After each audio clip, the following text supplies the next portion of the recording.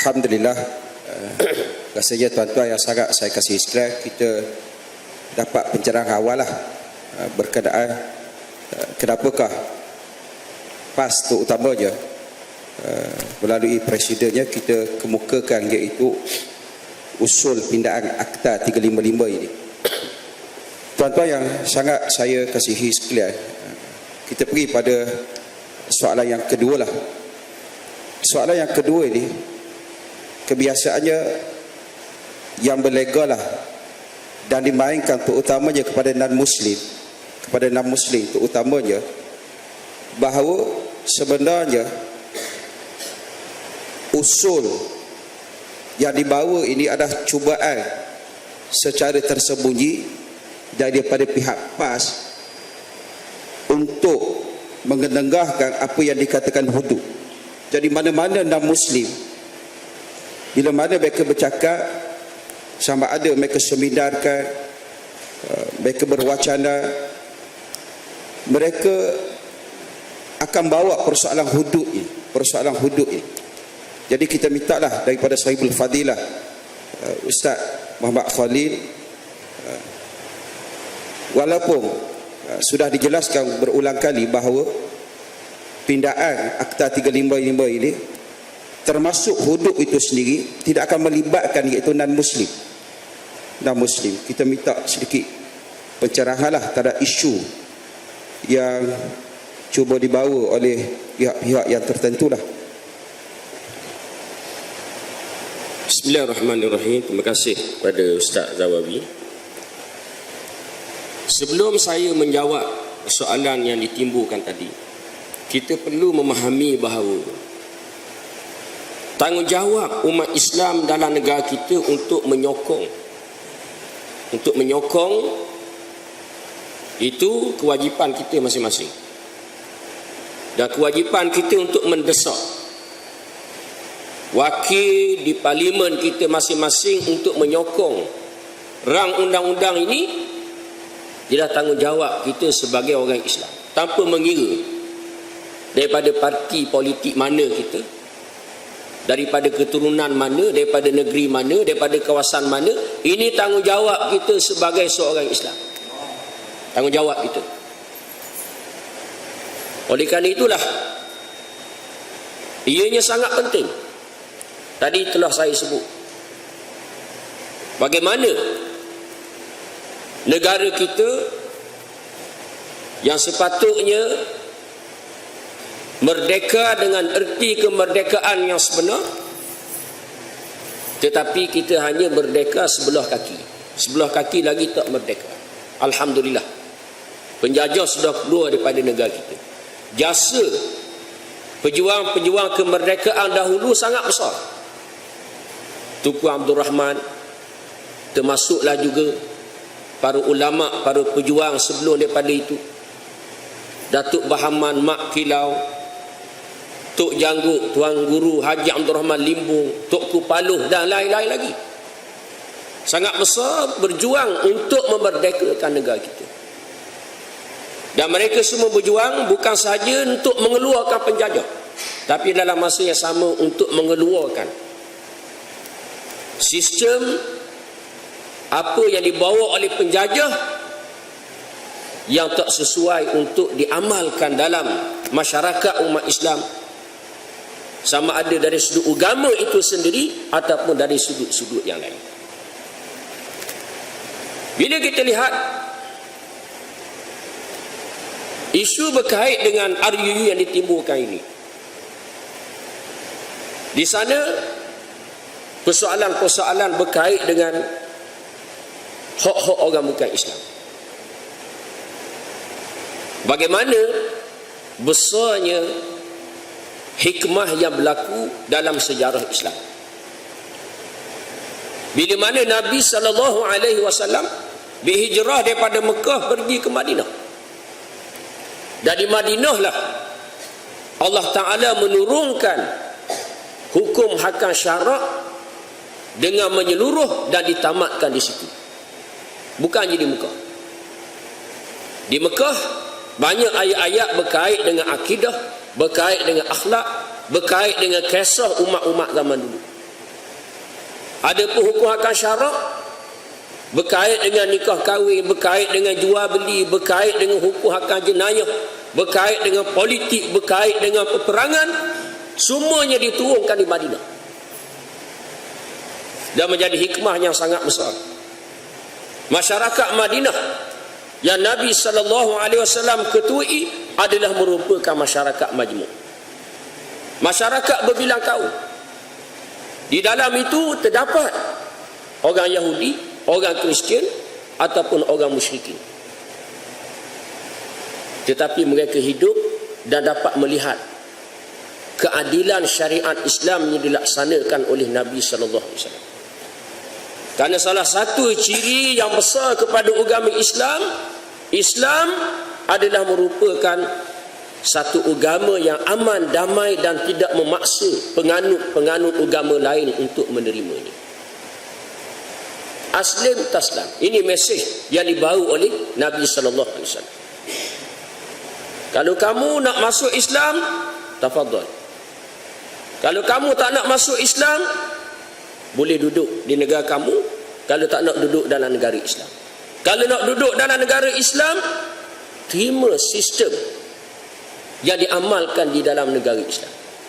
Dan kamu boleh menerima dan beramal dengan sistem mengikut agama masing-masing. Inilah apa yang dilaksanakan di sepanjang sejarah pemerintahan Islam yang begitu gemilang. Tak pernah berlaku dalam sejarah tamadun-tamadun lain. Bila mana Islam masuk, penganut agama di tempat Islam masuk mengalu-alukan kedatangan umat Islam. Mereka hidup dalam keadaan aman, damai. Mereka tidak dizalimi, tidak ditindas. Buktinya sampai hari ini kita lihat masih ada orang-orang Kristian asal di Mesir, masih ada orang-orang Kristian asal di Syria, masih ada orang-orang Kristian asal di Yaman, di Tunisia dan lain-lain lagi. Kerana Islam tidak menzalimi, tidak menindas dan tidak memaksa mereka untuk memeluk agama Islam. Mereka hidup dengan aman dan damai di bawah pemerintahan Islam. Bila jatuhnya kerajaan Islam yang terakhir di Turki, maka kita lihat Islam dihina, dicaci, hukum akad Islam direndah-rendahkan. Naik sistem lain, bila Islam kembali nak bangkit, ditekan, dihalang. Kerana mereka yang menentang kebangkitan Islam ini, mereka tahu kalau Islam bangkit, masyarakat manusia akan dapat lihat keadilan sistem Islam. Ini yang mereka tak nak. Oleh kerana itulah bila timbul isu RUU, di sana ada suara daripada orang-orang bukan Islam yang kata ini satu helah nak laksanakan hudud. Kita perlu memahami bahawa dalam undang-undang Islam banyak cabang-cabang. Dalam undang-undang Islam ada perkara yang berkait dengan politik, ada perkara yang berkait dengan jual beli, ada perkara yang berkait dengan kekeluargaan, nikah kahwin, cerai. Ada perkara yang berkait dengan undang-undang jenayah Islam. Undang-undang jenayah Islam ini hudud qisas. Adapun ta'zir ini atas kebijaksanaan pemerintah dan kerajaan Islam. Hukum hudud ada 6 perkara.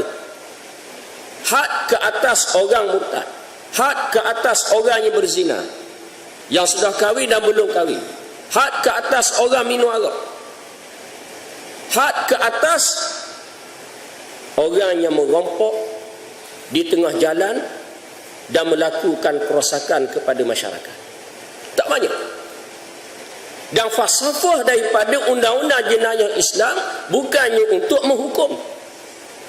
Falsafah daripada undang-undang jenayah Islam ialah untuk menggerunkan masyarakat daripada melakukannya. Kerana setiap hukuman dalam undang-undang hudud ini, kalau dikaji, ianya semua boleh merosakkan masyarakat. Boleh merosakkan masyarakat. Sebagai contoh, hukum had ke atas orang minum arak. Qiyas daripada arak semua benda yang memabukkan.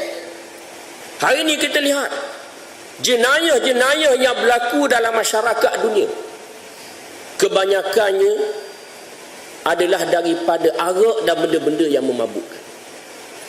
di Amerika Syarikat. Jenayah bunuh orang, merompok,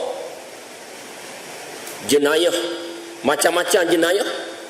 Lihat di negara-negara Amerika Selatan, di Colombia, di Mexico, bagaimana kerajaan-kerajaan terpaksa mengerahkan tentera untuk berperang dengan pengedar-pengedar dadah. Hari ini di Filipina, presiden baru yang baru menang mengisytiharkan perang ke atas pengedar-pengedar dadah. Kerana apa? Kerana besarnya mudarat daripada arak dan benda-benda yang memabukkan dadah dan seumpamanya. Undang-undang jenayah Islam, kita ada penyelesaian kita sendiri. Oleh kerana itulah Allah Ta'ala menetapkan hukum had ke atas orang minum arak. Bukannya untuk menghukum. Itu bahas panjang lagi lah kalau kita bahas. Bagaimana dalam undang-undang hudud ini, ia adalah satu undang-undang yang penuh dengan akhlak. Walaupun namanya rotan, namanya sebat, tapi tak sama dengan hukuman sebat yang diamalkan oleh undang-undang manusia pada hari ini. Bila orang bukan Islam timbul isu RUU, kononnya nak melaksanakan hudud. Mereka menggambarkan hudud ni ganas, bunuh orang. Kerana apa? Kerana tukar agama. Ini bercanggah dengan hak asasi manusia. Sebab tu kalau kita kaji suara daripada orang bukan Islam dan juga daripada orang Islam, NGO-NGO yang tertentu, dan mereka ini semua tidak mewakili keseluruhan orang-orang bukan Islam. Sebab itulah kita tak boleh menghukum semua orang bukan Islam tak setuju dengan RUU, tak setuju dengan undang-undang jenayah syariat, hudud, qisas, tidak. Bukan semua orang bukan Islam. Saya pernah berforum dengan seorang bukan Islam beragama Hindu, Dr. Bala Chandra. Dia boleh terang pasal hudud, pasal qisas dengan detail, dengan terperinci, dan dia menyokong dengan sejelas-jelasnya. Dia kata ini undang-undang untuk orang Islam, dan dia mengakui bagaimana undang-undang ini adalah satu undang-undang yang adil, yang boleh menjaga masyarakat manusia secara keseluruhannya, bukan saja orang-orang Islam. Bila mereka timbul isu-isu ini, kita lihat suara-suara ini di belakangnya terdapat gergasi yang besar. Saya bagi contoh. Bila mereka menimbulkan isu berkait dengan undang-undang hudud ni zalim, kerana menyekap hak kebebasan bersuara, hak kebebasan beragama, ini bercanggah dengan hak asasi manusia. Mereka ini sama ada individu ataupun NGO mendapat sokongan daripada NGO-NGO yang berada di bawah United Nations, yang berada di bawah kerajaan-kerajaan besar Amerika Syarikat dan juga negara-negara Eropah, yang beri dana di atas asas memperjuangkan hak asasi manusia. Lalu mereka bersuara, mereka kata RUU, undang-undang hudud, undang-undang jenayah Islam ini adalah merupakan satu undang-undang yang zalim. Kerana apa? Kerana ia bercanggah dengan hak asasi manusia. Kerana terdapat dalam hukuman hudud, orang yang murtad tukar agama kena hukum mati. Saya pernah ditanya soalan ini. Yang bertanya kata, macam mana kalau tengok undang-undang ni menunjukkan bahawa agama Islam ni ganah. Orang Islam kalau tinggal agama kena hukum bunuh. Padahal ini atas kebebasan dia, ikut dia lah, dia nak tukar. Kenapa kita nak paksa? Kita perlu memahami bahawa undang-undang jenayah Islam ini ada syarat-syarat untuk dilaksanakan. Di antara syarat yang paling penting, pelaksanaan undang-undang jenayah Islam ini mestilah ada sebuah negara, sebuah kerajaan. Dan sebuah negara dan kerajaan ini meletakkan Islam sebagai agama yang paling tinggi yang menjadi dasar dan perlembagaan kepada negara. Oleh kerana itulah, mana rakyat yang duduk di bawah kerajaan Islam yang begini rupanya, kalau dia khianat kepada agama Islam, maknanya dia khianat kepada negara. Dan hari ini, undang-undang ini satu perkara yang biasa. Lihat di China. China ini negara komunis. China ini ada perlembagaannya. Mana rakyat yang khianat kepada negara, khianat pada perlembagaan, boleh dijatuhkan hukuman mati. Boleh dibuang negara. Kenapa kita tak kata? Ataupun mereka ni tak kata China ni zalim, tidak. Tapi bila tiba undang-undang Islam, orang kata ni zalim, ni tak betul, ni bercanggah dengan hak asasi manusia. Hatta di negara-negara barat sekalipun, di Perancis ke, di England ke, di mana-mana ke, mana-mana negara yang terbentuk pada hari ini ada perlembagaannya. Mana-mana rakyat yang khianat pada negara, khianat pada perlembagaan, ada undang-undang. Undang-undangnya sangat keras. Sebab itulah, dalam sistem yang diamalkan oleh agama Islam, bila kerajaan Islam itu ada, perlembagaan tertinggi ialah Islam. Kalau rakyat khianat, maknanya khianat pada negara. Sebab itulah hukumannya sangat berat. Diletakkan dalam hukuman had, man baddala dinahu faqtulu. Siapa dia yang merubah agamanya, bunuh. Sebab itulah hari ini, kalau ada orang murtad, kita tak boleh pergi bunuh. Salah. Kenapa? Kerana syarat mesti ada sebuah kerajaan. Itu dari segi fiqh. Fiqh pelaksanaan undang-undang jenayah Islam. Sebab itulah, apa yang berlaku sebenarnya, mereka musuh-musuh Islam ni sangat bimbang. Itu poin yang pertama yang saya sebutkan tadi. Bila berlaku kebangkitan Islam, mereka bimbang. Bila Islam ni bangkit, sistem Islam ini mengancam sistem yang sedia ada. Maka akan menghalang hawa nafsu mereka. Tak boleh nak buka pusat pelacuran. Sebab apa? Sebab dalam sistem undang-undang jenayah Islam, berzina ni haram. Macam mana nak dapat untung? Pusat pelacuran tak boleh buka. Begitulah juga berkait dengan arak, dadah dan seumpamanya. Dan ini pusat-pusat hiburan semua mempunyai kaitan dengan perkara-perkara ini. Ini sebenarnya yang mereka bimbang. Di samping itu, mereka sangat bimbang keadilan undang-undang jenayah Islam ini. Saya dapat maklumat di Aceh. Di Aceh yang melaksanakan undang-undang jenayah Islam, diberi pilihan kepada orang bukan Islam. Sama ada nak ambil hukuman mengikut undang-undang jenayah Islam ataupun nak ambil hukuman mengikut undang-undang yang lain. Mereka orang bukan Islam pilih mengikut hukuman undang-undang jenayah Islam. Minum arak ataupun ambil dadah yang memabukkan, maka kena sebat sebanyak 40 kali.